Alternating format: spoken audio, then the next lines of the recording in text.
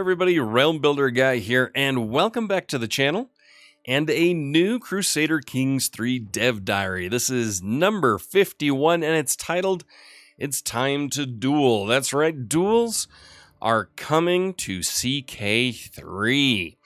Alright, so let's get right into it. So this is the final major free patch feature. Now, the 1.3 patch, there will be a free patch, and then there will be, it seems, a paid DLC of some type as well.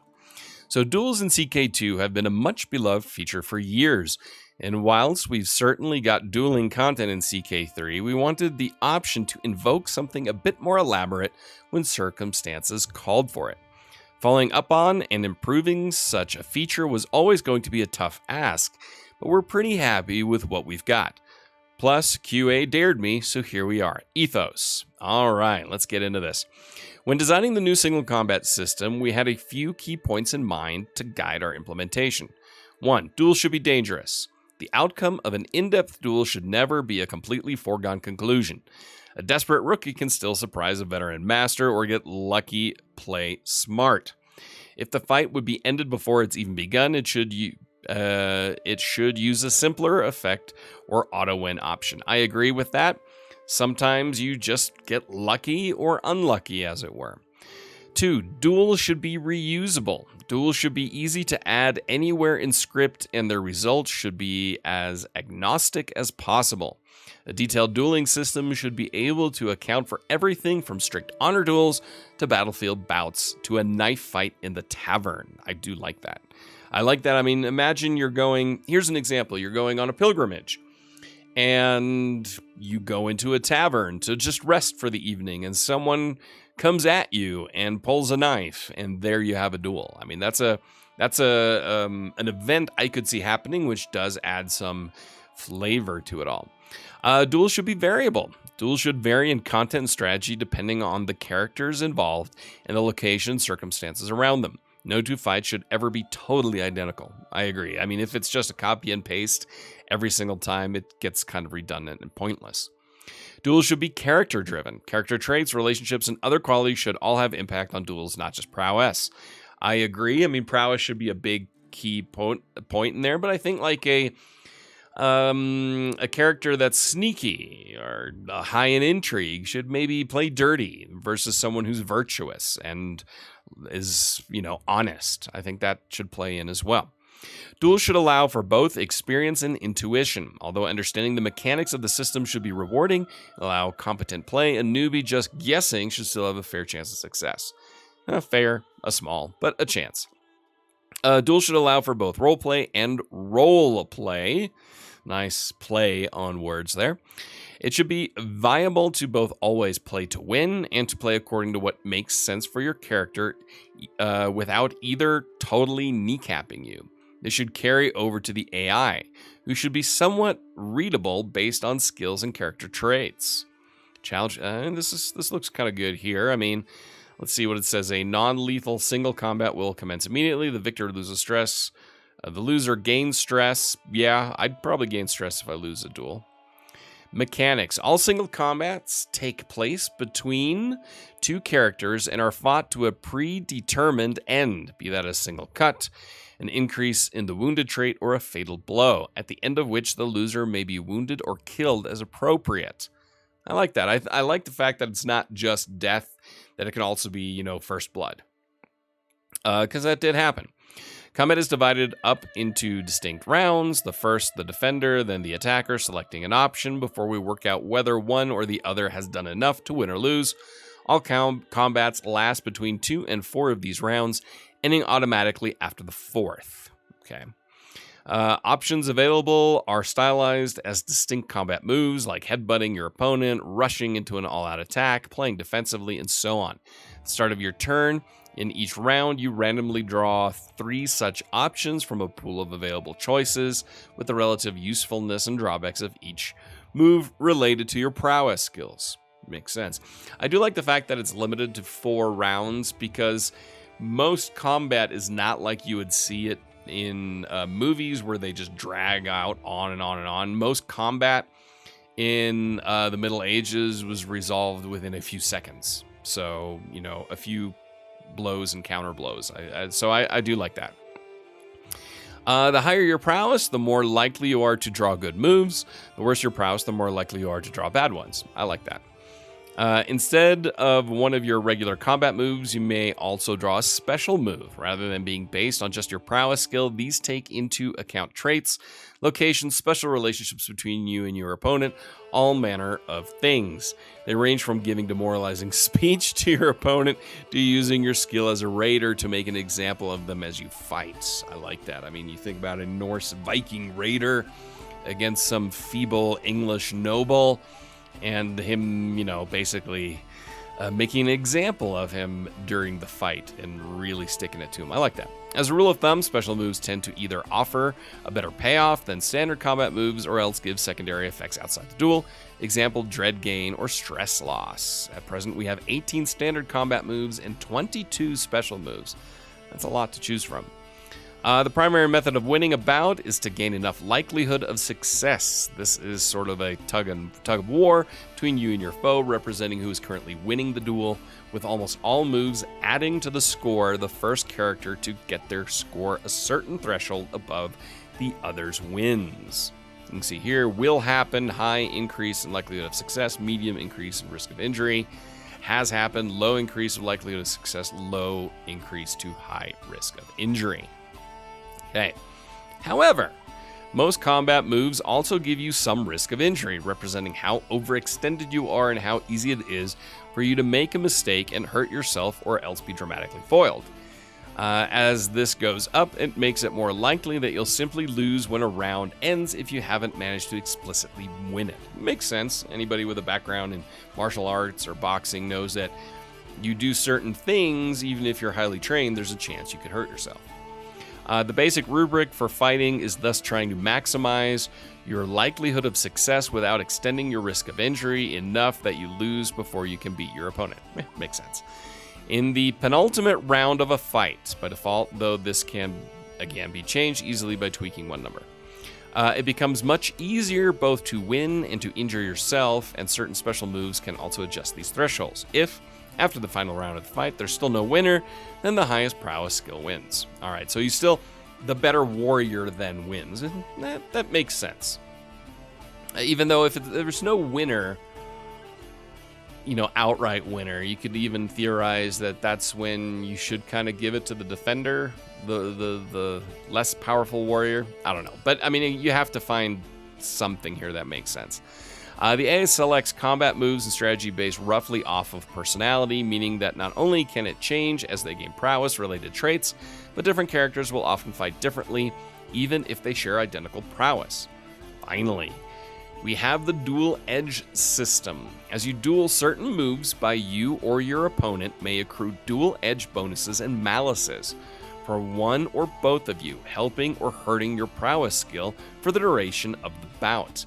This helps to keep things risky and means that just because you entered a fight knowing you had the best prowess, it won't necessarily stay that way for the whole combat.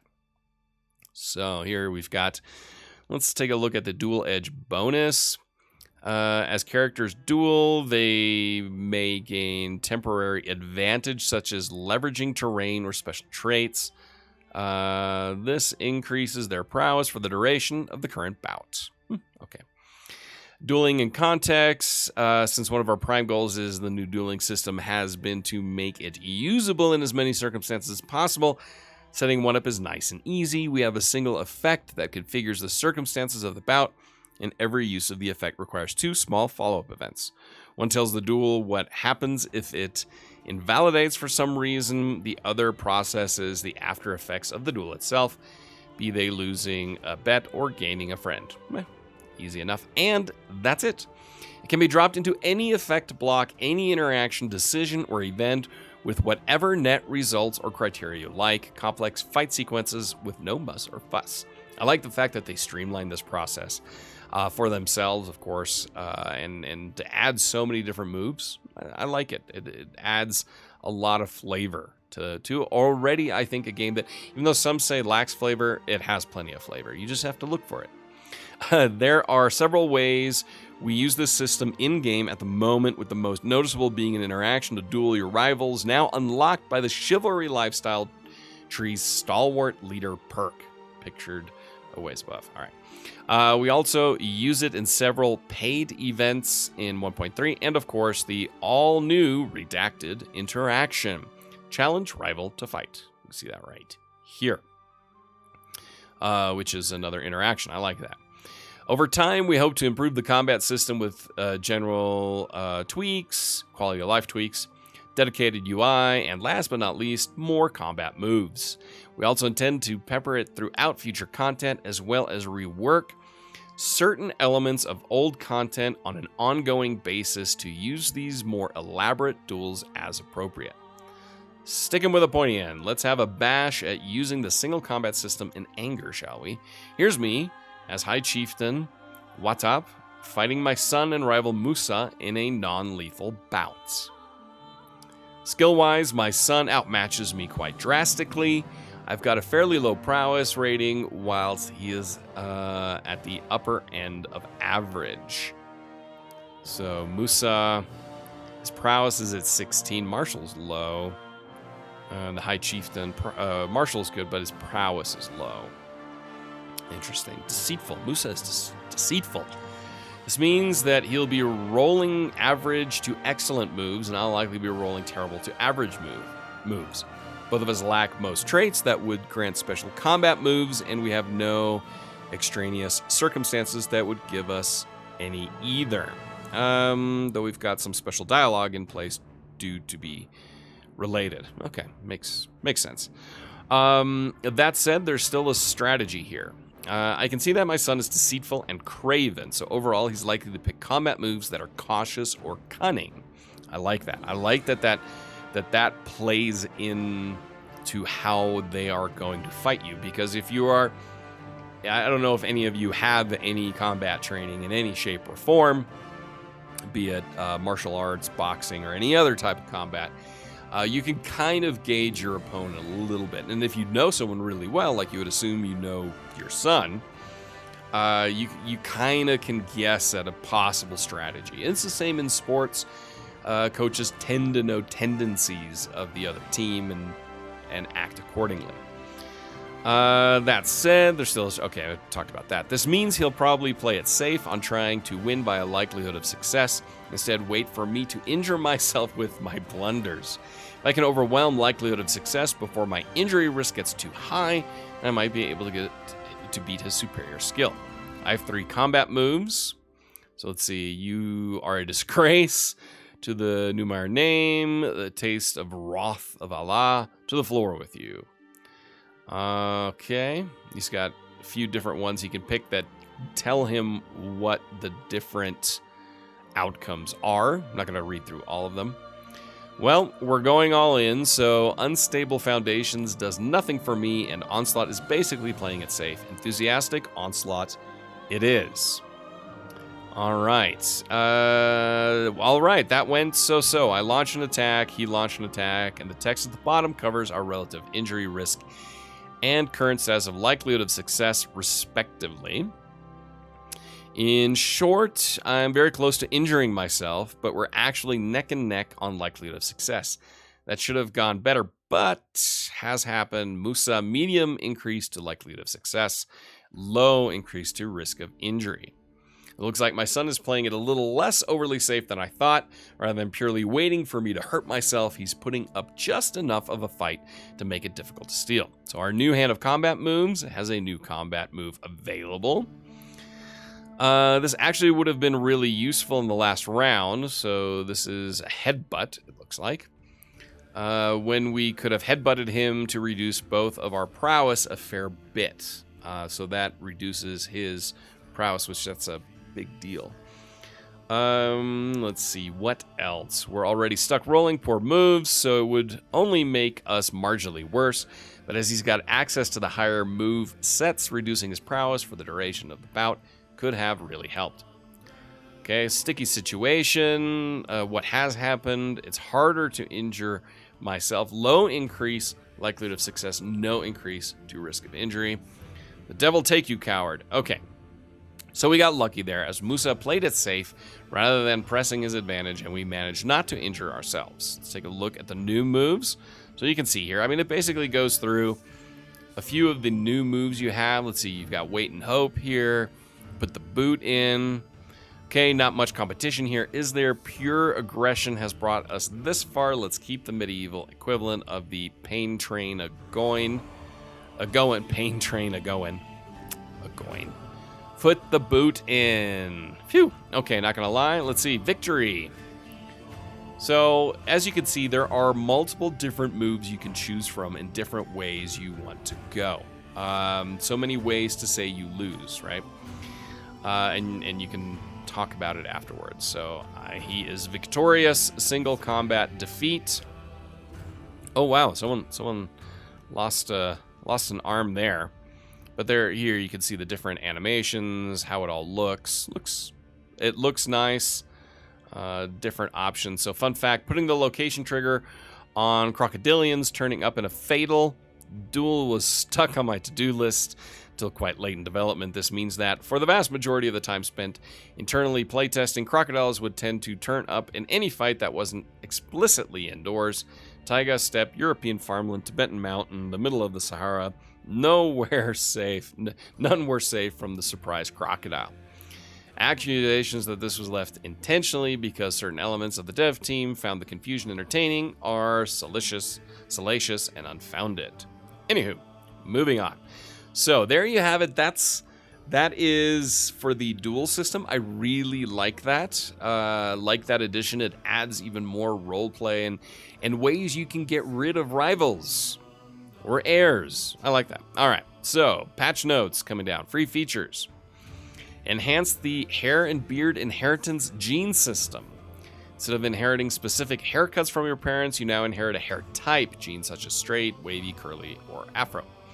The actual haircut a character uses is now based upon their culture. This means that rulers won't use inappropriate hairstyles, beards, just because one of their grandparents happened to be of another culture.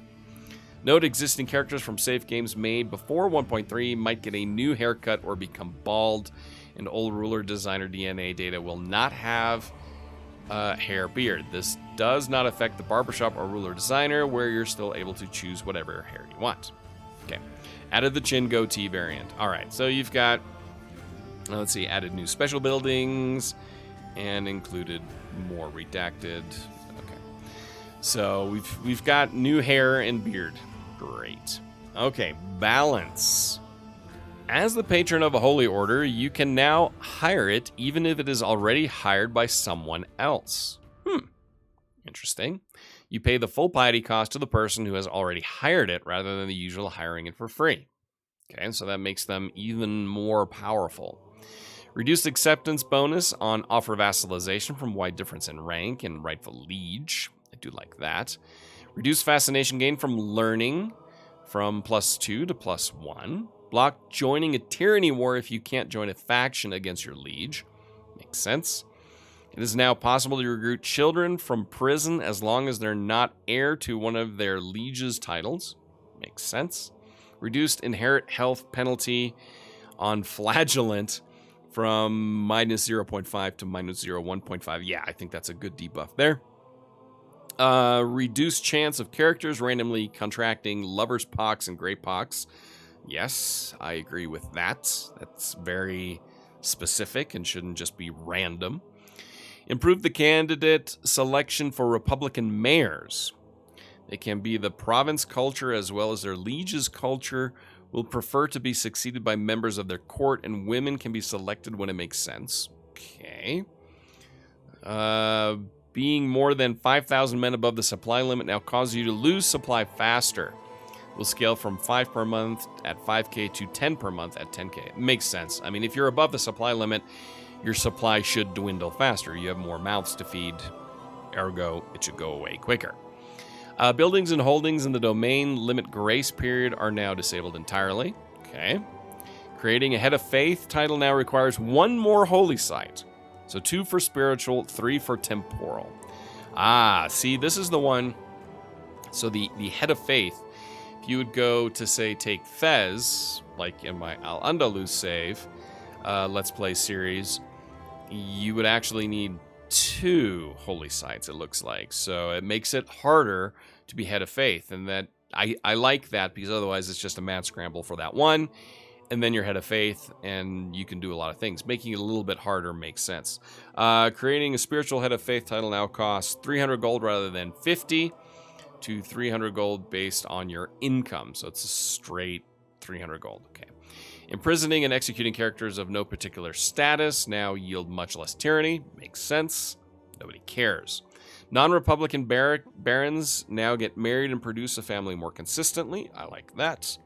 The Pope is now more willing to lift excommunications, but doing so costs the excommunicated level of fame. Well, he's groveling to the Pope. Makes sense. I like that. When a claimant faction succeeds in their goal, they will free their claimant from prison if they were a prisoner of the old title holder. Okay. And many more will be posted in future development diaries. Bug fixes. All right. Children should no longer incorrectly become low-born if at least one of their parents carry a dynasty. Makes sense. Pope will no longer grant himself Rome every year and gain piety for it. Makes sense. Fix several instances of wounds being applied using the wrong effect, causing them to never heal. Okay. Fix Great Holy Wars invalidating rather than changing target if someone, for instance, takes the target's primary title. Good. Fix prestige and piety gains in extremely large battles, hundreds of thousands of troops on both sides, sometimes having an overflow issue causing them to go negative. Good fix there. Fix the controlled territory defender advantage modifier only working for provinces you personally control and not those of your vassals. Okay. Fix the diplomatic, good lord, range modifier not having any effects. Now range between 2 characters is based on the highest diplomatic range modifier of the 2. Like that. Fix the loss of your pet spoon, removing your pet stone instead. Okay. Characters under 18 will now hold council props. Fix an issue where vassals created additional holdings throughout a liege's realm when becoming feudal or clan. They should now only create holdings within their own sub-realm. Makes sense. Hostile schemes are now invalidated when the target isn't within the owner's diplomatic range. Makes sense. A lot of this is just standard bug fix. Now much harder to imprison the claimant that has the support of a faction that's pressed demands. I like that. It's now easier to imprison your own young children if they're unfortunate enough to be in your courts. Well, if they're close, you can grab them, chuck them into prison. Remove the secret tunnel between Churchin and Gomoko, allowing armies to pass through the Kunlun Mountains. Oh, got rid of that one. I like that. You can now send your kid off to university properly and easier. The AI can now occasionally attempt to escape from prison. Well, that adds something there. Subjugation wars now return their prestige cost when invalidating. Tribals can now adjust tribe-valid succession laws at limited tribal authority instead of needing to reform to feudal. Big. All right. I'm gonna this is a big one right here, in my opinion. So the fact that you do not have to become feudal to adjust your tribal succession laws, even at limited tribal authority, is a big deal, because then it gives you more options as a tribe to continue on being tribal. And you know, it just adds flavor, and then you don't need to go feudal. I like that. That's a nice addition here towards the bottom of the list. Fathers of secret bastards can now realize that they are the real father even when the mother is married. And that adds some nice roleplay to it. Characters can now rip their shirts off without exposing their crotch. That's great. Ended the Crocopolis, and many more will be posted in future development diaries. If all this isn't enough and you would like to know more, make sure you tune in for our Paradox Insider this Saturday, March 13th at 11 a.m. Pacific time in the US. So that is 8 p.m. Central European time, where we'll be chatting and discussing things. As far as I know, you can do that on the Paradox Twitch channel. So make sure you do that. So that is Development Diary about dueling. That tribal one is one that I really like. That's probably the biggest of these balance things that I take away from this. The creating Head of Faith adjustment, really big, makes that more difficult, and I think that's something that was needed. The fact that the patron of the Holy Order can hire it even if somebody else is hiring it because you are the patron, I think that makes sense. The hair and stuff, yeah, that's cool and fun, and that it's more inherited. I like that. Makes sense. Adds the good flavor. And the dueling system just is a nice addition. It's a nice way to potentially get rid of some people that are really, really annoying. So let me know your thoughts down in the comments about Duels and about some of those other additions that kind of got put at the bottom. Again, I'm big on the tribal and the Head of Faith adjustments. Those are two I look at it as the biggest ones, aside from obviously adding Duels to it. So don't forget to hit that like button if you enjoyed this one. Subscribe if you're new, not to miss any Crusader Kings 3 content or any other gaming content here on the channel. Check out the links down in the description to Twitch and Discord and a few other things. Until next time, I'm Realm Builder Guy, and I will talk to you soon. Bye.